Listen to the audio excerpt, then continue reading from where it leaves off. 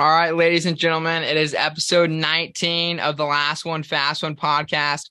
We have a great guest all the way from Louisville tonight, Liberty Williams. She's a very decorated swimmer. She's an ACC champ, Olympic trials qualifier, NCAA qualifier. She's done it all in the swimming world, and we're honored to have her on the podcast. Thanks for joining us, Liberty. Thank you so much for having me. Appreciate it.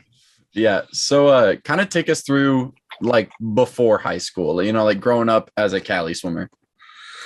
Yeah, of course. So I actually have two brothers who both swam. So I have a twin brother named Jude. He actually swims in Wisconsin. So go Badgers sometimes. There we go. Yeah. And then I have an older brother by 4 years who swam up until high school. So generally it was Jude and I swimming, same practices, same times, everything like that growing up.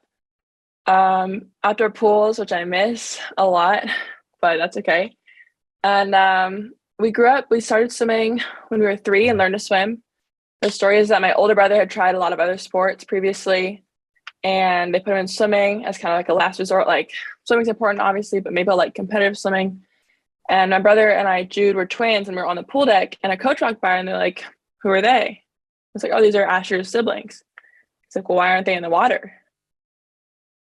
I don't know. They're 3. He's like, "Perfect. Put them in the water." So we learned to swim, and we never stopped. I think we started competing at age 5 and have been on club teams and through college since then. So, yeah. Awesome. I gotcha. So, like, obviously you took off from there, but when did you start to see, like, some real progress happening? Like, was it high school, before high school? So on my second club team, we moved teams just like location issue and times with 3 kids and stuff like that. So my second team was really small. It was in Yucaipa, California, kind of in the hills. So it snowed one time at practice, which was actually pretty exciting.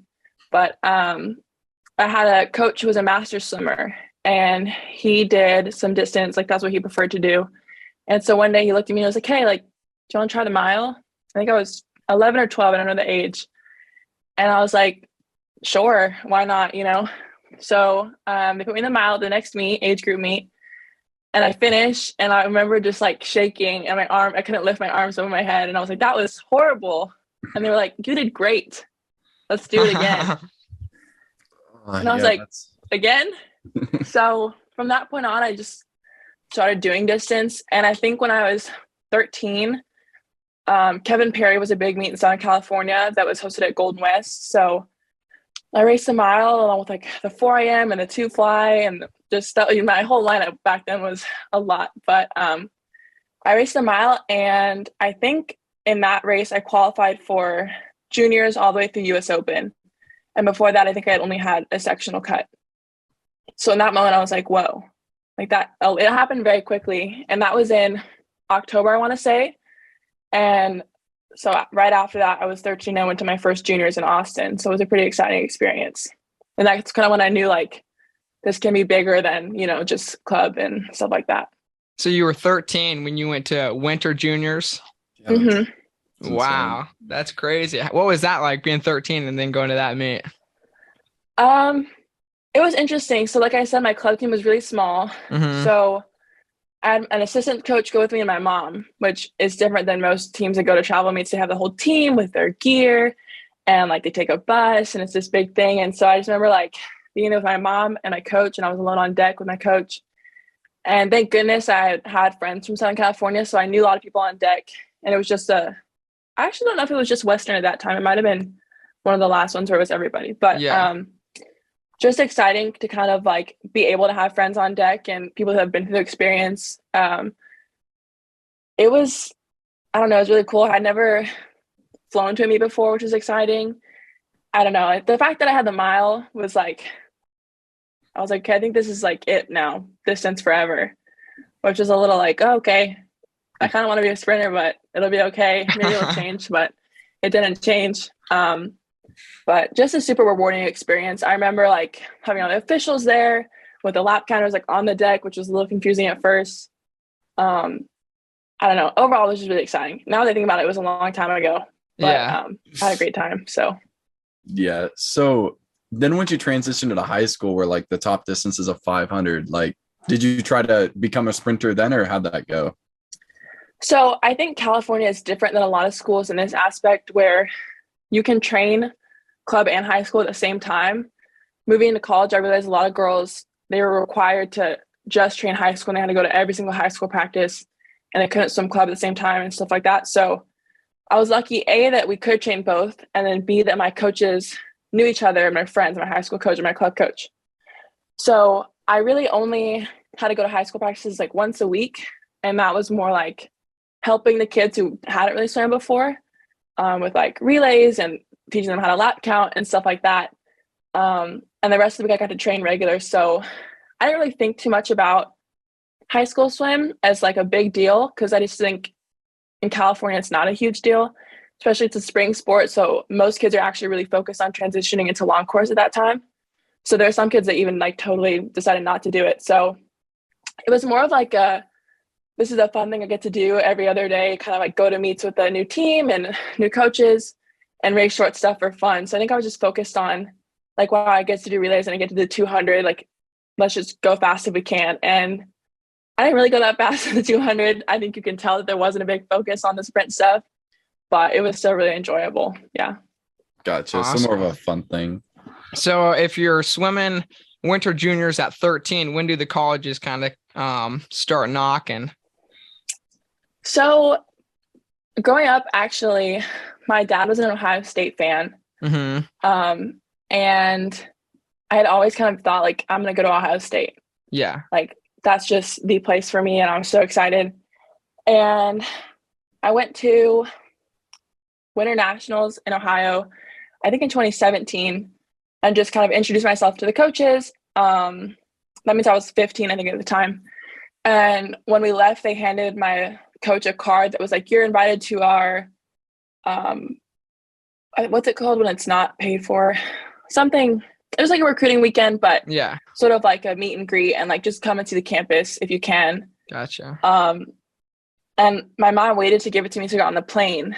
And I was so excited and like over the moon. I was like, this is the coolest thing I've ever seen. Like, I'm going to hang it up in my room. Like, I just couldn't believe that coaches were like interested in me and that like college swimming at D1 was like a possibility for real. I mean, everybody dreams about it, but when I got that card, like I was so excited. So I think when I was 15, I realized like, okay, I can start looking into D1 schools and kind of at that range. And again, I was still really focused on Ohio State. Obviously that didn't happen, but that card was like a big moment for me. Actually, I lied. It was a US Open that summer though, 2017. So, and then I went to Ohio State in the winter and got to chat with the coaches more. But that was like the moment. And then the summer of junior year, they changed it to my class. So I had some coaches DM me, which I thought was really weird, but apparently that's super common. And then some emails, I filled out some forms, but Louisville was one of the people that DM'd me on Instagram the day it opened up and just scheduled a bunch of calls with a bunch of schools. And it was a really exciting part of my life. And I enjoyed recruiting personally. I love getting to talk to people and kind of seeing all the possibility. And I kind of miss it. I love that we get to recruit as athletes, but yeah. Yeah. So how did you pick Louisville? You're from California. Did you ever think you'd end up in Kentucky? No. So that first day I got a DM from Cameron Chastain, who was the distance coach at the time here. And if I'm being honest, I didn't know where Louisville was. I didn't know how to say it. I've never been to Kentucky. I never thought about Kentucky. Like, if you had told me then that after I read that DM, like, this is the place you're going to be, I would not have believed you at all. Like, I knew that I wanted to venture out a little bit. I wasn't really looking at any schools in California or even Arizona for that matter. It just felt a little too close. I just thought, this is 4 years of your life. If you really absolutely hate it and can't do it, you can always go home. But this is kind of an opportunity to branch out, see what's out there, and get to work with an amazing program and go to an amazing school and get your education. So, I actually took official trips to 4 schools, and I split them up, 2 in the fall and 2 in the winter. So the only 2 that overlapped with me and my twin brother were Louisville and Wisconsin, actually. But I also visited Ohio State and Notre Dame, which is ironic now because some of my former coaches are coaches at Notre Dame now. And So my current coaches coached at Ohio State and Notre Dame. So everything kind of worked out in its own way in the end. But overall, I think the biggest aspect of choosing to go here was kind of the official visit. After my first visit, I was like, this is a school I want to go to. It wasn't Louisville. I was like, I love it here. This is like my place. And it took a lot of convincing from my parents and my coach to say like, hey, like go please at least one other place. Like you need to see what else is out there. Like take your time. So after my second trip, I realized like, okay, like it's different everywhere, like by miles and miles. And you can find things you love somewhere and you can find some things that you don't maybe see as like happening for you in some places. So I was like, yeah, I do need to take some more time and reflect and find maybe like an even better fit than what I thought was the first school for me. So Louisville was actually my second to last trip. But after I left, I just couldn't stop thinking about it. And I think it just felt really genuine. And at the time, all the coaches were former swimmers for Arthur, my head coach. And like the familial aspect of it, which still I think maintains today with different coaches on deck. The togetherness, the city is like city and country at the same time. Mm-hmm. I feel like there's a lot to do. There's a lot of good food, which is kind of important. Coming from California, I feel like there's a lot of stuff going on. So the weather is a little chilly, but it's definitely not as bad as Wisconsin. So I have that. And yeah, I just think down at the end of the day, it came down to the people and like this was my fit. So awesome. What's like your go-to to do in Louisville? If you have a day off, what's going down? I think generally my roommates and I like to go out for something to eat. We like to try as many new places as possible, but there are some that we kind of gravitate back towards. Emmy Squared is a really good pizza place. Bandito is actually a Mexican place that I found that's actually pretty I won't say it's the same. I won't say it's as good as home, but it's pretty close. And it's right off campus, so that's really good. And then my roommates and I really enjoy watching movies. So honestly, we'll come out here, watch a movie. It's mostly in the winter, but in the summer, there's a park. It's called Waterfront Park. And there's a walking bridge that goes actually all the way to Indiana. But just going out picnics in the park, it sounds really stereotypical and boring, but it's really fun. And like, you never know what you're going to see. And like, it's just great to hang out with everybody. Cool. Gotcha. Sweet. Yeah. So what's like the major you're going for? I mean, you said, was academics a big part of your choice to go to Louisville? Yes and no. Growing up, I never really loved school. I don't really know why actually, so I'm not going to try to explain why because I don't have an answer. But me either. I don't like school either. So that's two of us. That's fine. Yeah. Completely understandable. So, but obviously like Notre Dame is a big academic school. Ohio State has a lot of major opportunities and good like medical school and stuff like that. But generally, like I think the biggest impact any school has is the people that you surround yourself with. So that was my main priority at the end of the day because all these schools are amazing and you're going to get an amazing degree that's credible anywhere. So, and then secondly, I started as an education major, an early childhood education major. When I was looking for a school, I wanted to teach high school. So I thought that would be my major.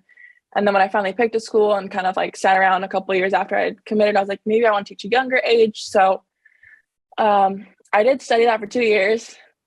Keyword did. And now I'm a sports education major or sports administration major. Cool. I still don't 100% know what I want to do, but I super, super valued my time in the education major. I learned a lot. I babysit often, which isn't a career, obviously.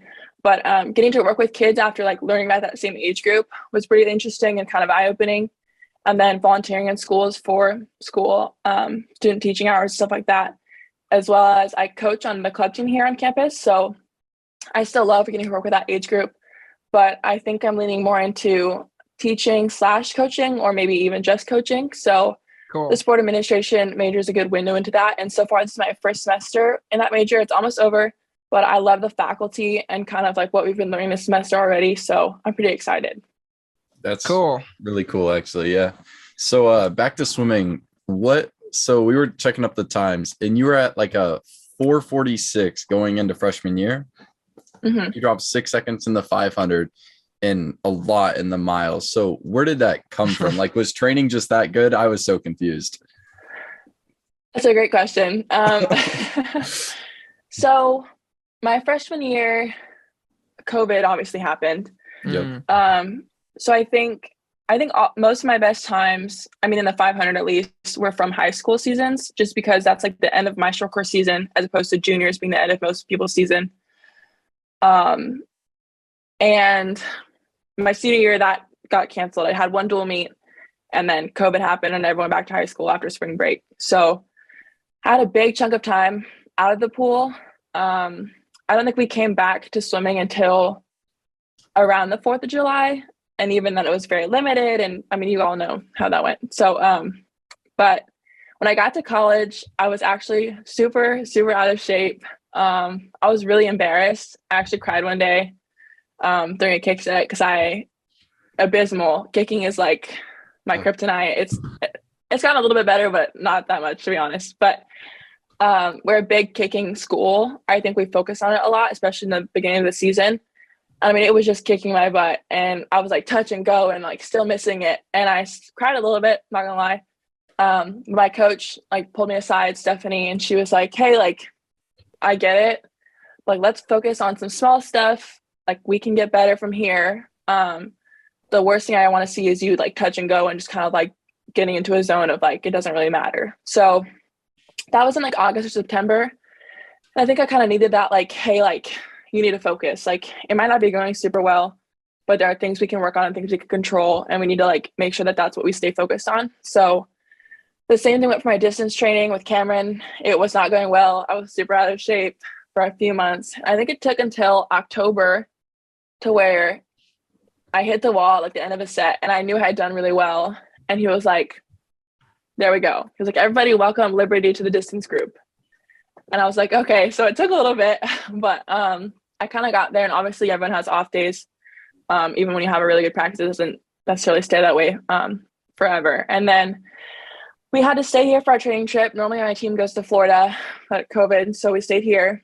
And I actually had a pretty good chunk of work. We actually did a set where I was the only person to do it because either you're a distance freestyler or you're a distance freestyler who can do the 4 a.m. I'm just a distance freestyler who can't do the 4 a.m. So I did 20 400 freestyles instead of 17 400 IMs. And I had to do it alone because of like restrictions with the pool and the group we needed and stuff like that. So that one definitely kicked my butt, but I think I did pretty well at it. And that kind of like embodied my training trip in a way and gave me a lot of confidence moving into the beginning of the year. And unfortunately, we got back and my roommate tested positive for COVID on our first test back. So I had to contact trace quarantine for, I think, a week in our room. She went home. And then the week after I was supposed to get out, I tested positive. So I went straight from my room on campus to a hotel off campus for another, I think, 2 weeks. So that was a bit of a kick. And I was like, wow, like they won't take me to ACCs. Like, this is horrible. I had such a good training trip and all that work's like down the drain. And surprisingly enough, they took me to ACCs. I think I had like 21 days out of the water, and ACCs start maybe the 2nd week of February, the 3rd week of February. So I think I had 3 weeks of training under my belt. And they decided to take me. Thank God. I'm so appreciative. And that's when I had kind of my big breakthrough somehow. I don't really know how it happened. I wish I could explain it. I missed a lot of time in the water, and clearly distance swimming is something you don't want to miss time in the water for. And my roommate and I actually both had a good meet. Tristan Hewlett was my roommate. She still is. And she had bronze in the 2-fly, I think. And then Gabby Albero also tested positive in that same little time frame and had a bunch of time out of the water. And she got a medal in, I don't know what event, but she did really well. And they realized really well that they were both on. So that kind of shifted to like, okay, everything doesn't have to go your way for you to like put your head down, and like if you can do the work and if you can stay focused and like stay present, things will work out. And so after freshman year, I just was kind of like, okay, like this can happen and I can be one of the top maybe distance swimmers in the country. I think that was really confidence building.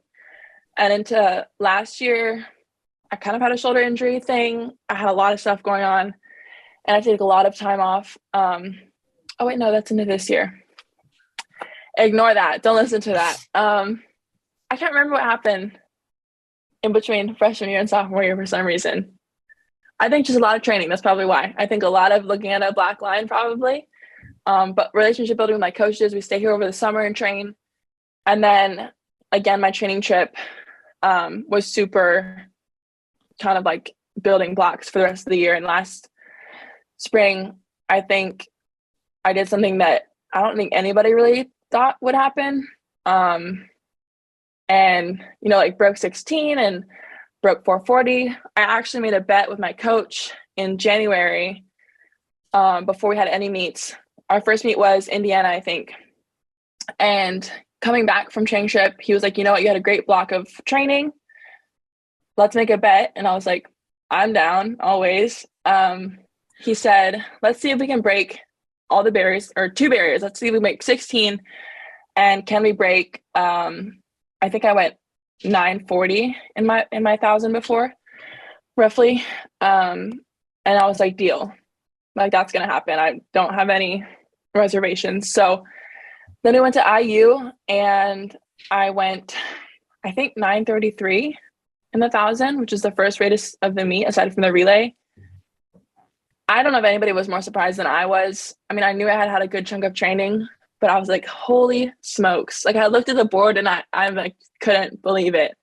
And there are horrific pictures of me like crying and like also being surprised at the same time that are somewhere on Instagram. So I think at that moment, my coach was like, oh, like this might happen quicker than I thought. So then by the next meet at UK, I had broken all 3 barriers. I broke 16. I went 15:52, I think. And then in the 500, I went 4:38, I think.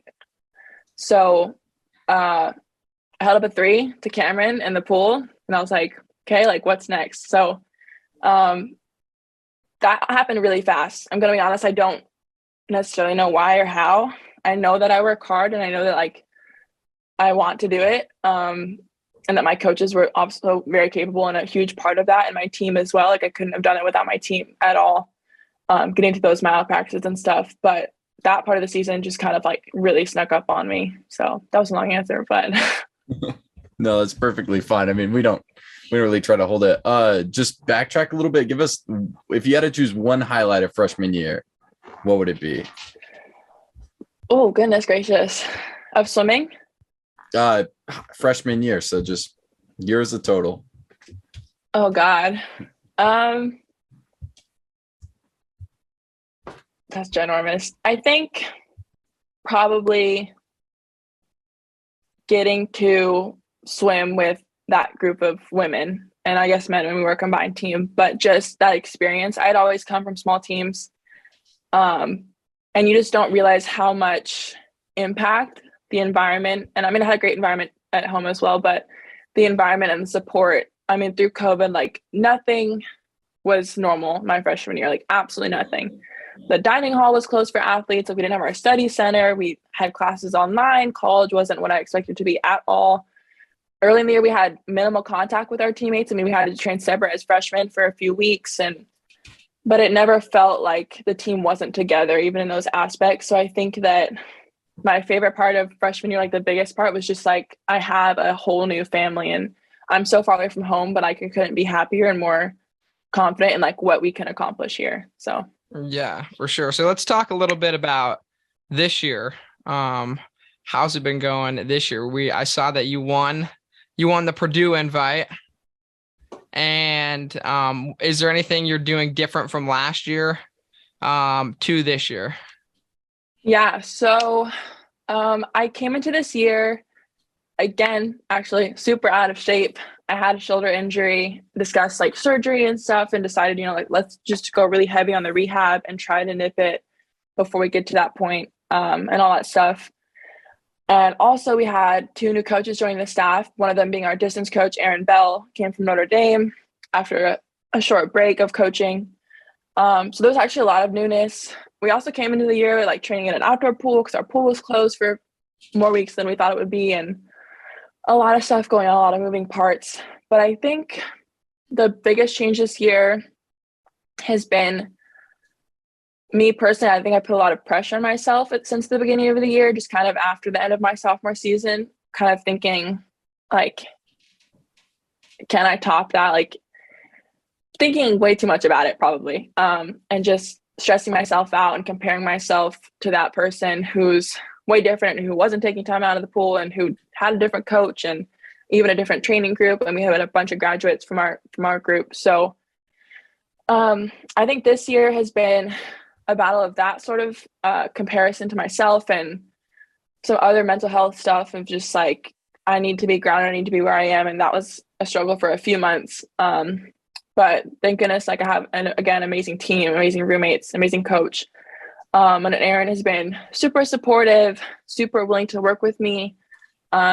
He's a man with a plan, and we stick to it. And it's rigorous, but fun. And it's just like, again, confidence building to know like there is a plan. If we skew from the plan, that's also okay, because like we have these backups and we have like, as long as we're working together and like towards the same goal, we know that we're moving forward every day, which is really good, even if, you know, you feel like you had a bad practice. And so I think going to Purdue, I was a little nervous because our first suit up meet, it was the first mile of the season, which is also kind of a big deal. I think we swim it a lot more in club than we do in college. There's only a handful of opportunities to qualify for NCAAs, which is a little stressful. And I wish 1,000 were also an event in NCAAs, but that's a separate issue. And so going into the meet, I was just kind of like, no expectations. Let's just swim, feel it out, try to enjoy it while we can. I think it's also been a little odd thinking like, this is my third year of maybe 4. So it's coming fast. So just kind of like take it all in. But at the meet, we had just had Notre Dame the week before, where I actually won 1,000 and the 500, which was a shock to me. Coming off of like the training chunk we have been having, I wasn't really doing what I had wanted to be doing, or feeling the way that I want to be doing, especially with my shoulders. So going to Notre Dame and winning those races, they were close races, but I did like what I had to for my team, and it was really exciting. And I think that put a lot of momentum into Purdue. And we got to Purdue. I raced the 500 on the first day. Me personally, my coaches don't always agree, but I like to come from behind in a race. Most coaches love when you lead the race and win the race and always stay in front of the race. Aaron especially likes to say, I'm going to butcher this. I think you have to be out to be in. So you have to be out fast to be in the race for the end. I agree and I don't, because I like to come from behind. It's exciting for me. It motivates me. And it's just kind of like how my body works. So in the 500, I was behind. And the last 50, I kind of like, I don't know what I did, but I hit another gear. You and Bobby Fink, which is really exciting. Yeah, exactly. He's my inspiration. When he won in Rio, I immediately texted my coach because I hate that I do this. And I was like, he just won an Olympic gold medal and he did the same thing that I do. So let's look at that. Okay. When we get back to training. And so that was, again, I was super happy with the race. It wasn't perfect, but I went faster than I did last year, which was, again, helped my confidence because of the summer I had. I didn't get to race it all this summer and stuff like that. So, had that kind of the same mindset towards the mile, even though it was a couple of days after and there was a whole like chlorine cough thing going on and people had the flu and it looked like the world was ending. If you were in that room, I mean, it was just coughing all over the place. And I was like, wow, I feel like something bad's gonna happen. But it went pretty well. I was super happy with my time when I touched.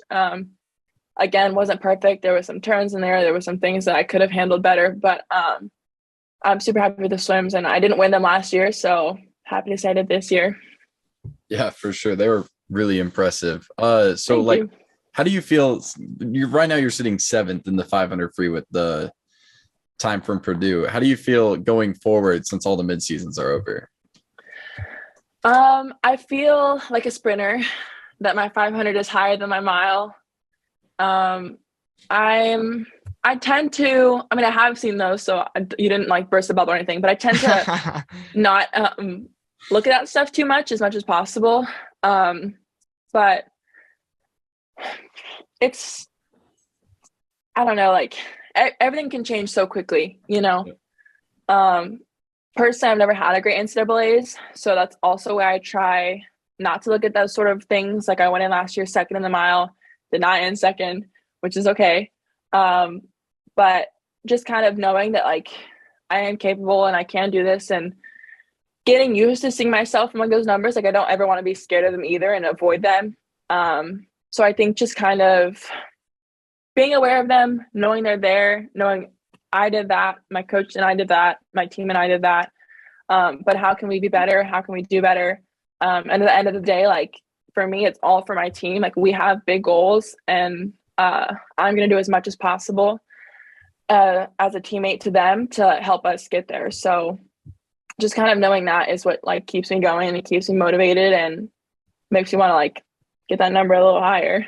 Yeah, for sure. What's the rest of the season look like for you? Like other meets, like training trip and like stuff like that? So we leave for training trip on Tuesday. I'm super excited. I love training trip.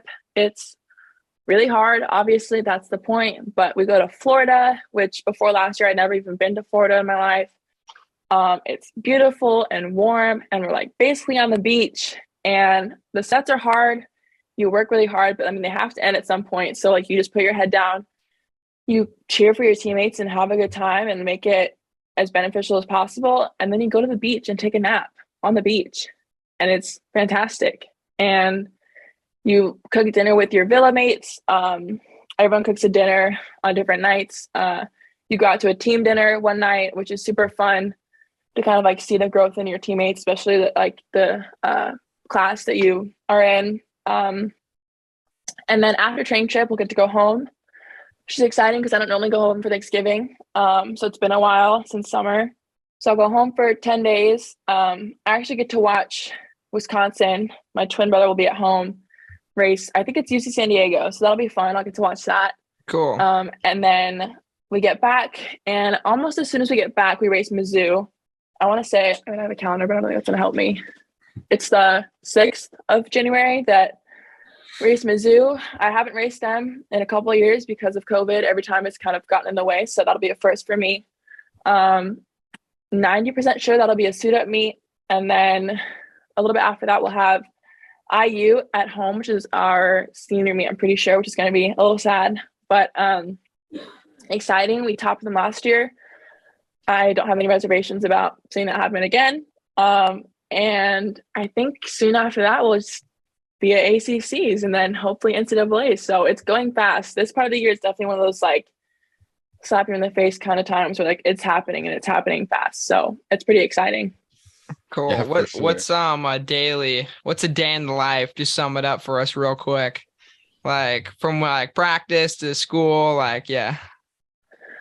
So I'll go to Tuesday because that's like pretty typical. So Tuesday we have a 6 a.m. swim, 6 a.m. to 7:30, which is like 7:45 on coach's time. And then we'll have lift at 8, which is kind of to 9 o'clock. So we lift. Tuesday's leg day, which is when I'm better at. My arms I'm not great at any of it being a distance swimmer in the weight room, but that's okay. And then after lift, I'll have a 9:30 class. So I'll just go straight across to the pool, shower, change, go to class, and then have another class at 11. So back-to-back classes. And then depending on what's going on, if I have time for rehab, I'll go to Card Park, which is our rehab center with our athletic trainers, or I'll do some rehab in my room. And then I'll head to the pool for 2:30 practice, which is generally a VO2 day. So that's like our speed day. So for distance, it's speed, but more and longer. And then we'll swim 2:30 to 4:30. And then I also coach. So most days I coach from 4:30 to approximately 6. It depends. It might start later and later, vice versa. So, and then I have homework and dinner and bed. So yeah. It's a packed Dang. day. And you still found time for the podcast. There we go. Of course. I was so like, wow. Yeah. Awesome. That's insane. We usually just run a couple questions through you, just kind of like fun questions. So we'll start rattling them off. What's the favorite pool? Favorite pool? Yep. I really enjoyed, although actually my favorite pool ever is in Ukaipa, my old club pool. Mm-hmm. And then I really enjoyed Long Island's pool. Long Island, I don't know what the pool is called, but East Meadow, something like that. Gotcha. Cool. Favorite meat snack? Candy, gummy bears, or something like that, or dark chocolate. That's Nice. solid. Who's the coolest person you've ever swam with? Coolest person I've ever swam with? I don't think I've ever swam with Katie, unfortunately. I did some sets with Leah Smith at National Select Camp, and I raced, I don't know if she knew what we were racing, but Ashley Twitchell at Open Water Camp. So Cool. Gotcha. If you could swim with someone past or present, we're talking anyone ever, who would it be? Sippy Woodhead or Janet Evans. Who is that? Sippy Woodhead is actually, our pool is named after her, I think, in Riverside. Just a great distance swimmer, and she was really young, and she, I think, was part of the generation where her Olympics got skipped one year, Russia. So, but yeah, she just seems really cool, and like I've always been compared to her kind of, and like heard her name, never been at her level, put that out there, but heard her name a lot and had coaches who had coached her, so I just feel like a little bit of a connection to her for some reason. If you're behind the blocks, are you listening to music? And if so, what are you listening to? Yeah, it just kind of depends on the mood. It's been Peach Pit recently for a couple of meets. It's been stuck in my head. I always have a song stuck in my head in the mile, but if I were to choose today, it would be America, the band America. Cool. Gotcha. Paul, you got any left? Let's see. Words of wisdom for the viewers. Yes. Have fun. Please don't ever forget to have fun while you're swimming. If you're not having fun, you need to like pause, ask some questions, maybe talk with your coach or yourself or your parents or something. But if you're not doing this for the right reasons, you shouldn't be doing it. It shouldn't be a chore. You shouldn't ever feel like you have to be doing it for something or you have to prove something. Always enjoy yourself, surround yourself with good people, be nice to others, be a good sport. It's super important. That'll get you places that you've never, that's like probably the biggest thing is be nice to people, make connections, make the most out of this that you can. For sure. Great words of wisdom. Do you have anything else to say to the viewers? I don't think so. I super appreciate you guys for having me. I hope any of this has been worthy of content. Oh yeah, super good. Yeah, and go Cards. Watch out for us this year. Just saying. All right. Watch out. That's episode 19. Liberty Williams from Louisville. Thanks for joining us. Thank you so much.